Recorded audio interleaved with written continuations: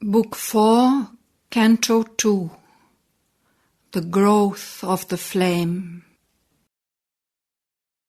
But mid this world, these hearts that answered her call, none could stand up her equal and her mate. In vain she stooped to equal them with her heights. Too pure that air was for small souls to breathe. These comrade selves to raise to her own wide breadths her heart desired, and fill with her own power, that a diviner force might enter life, a breath of Godhead greaten human time.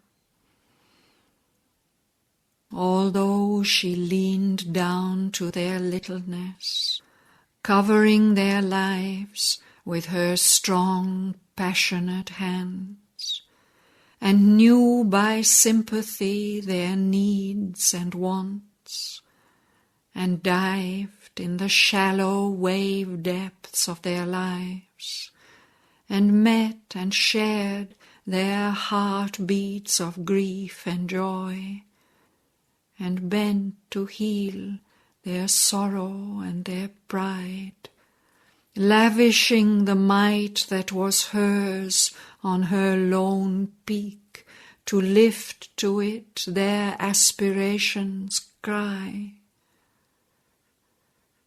And though she drew their souls into her vast, and surrounded with the silence of her deeps, and held as the great mother holds her own, only her earthly surface bore their charge, and mixed its fire with their mortality. Her greater self lived soul unclaimed within. Oftener in dumb nature's stir and peace a nearness she could feel serenely won.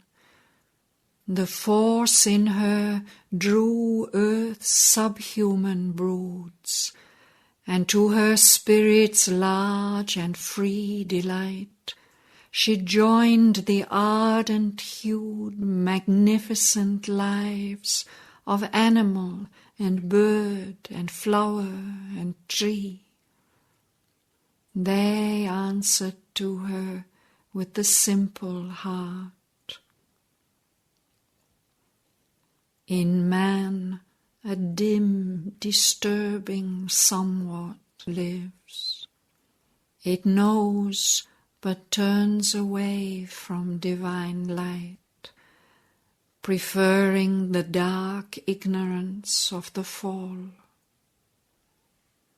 Among the many who came drawn to her, nowhere she found her partner of high tasks, the comrade of her soul, her other self, who was made with her like God and nature one.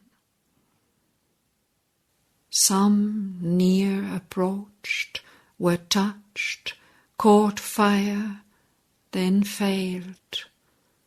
Too great was her demand, too pure her force. Thus lighting earth around her like a sun, yet in her inmost sky an orb aloof, a distance severed her from those most close. Puissant, apart her soul, as the gods live.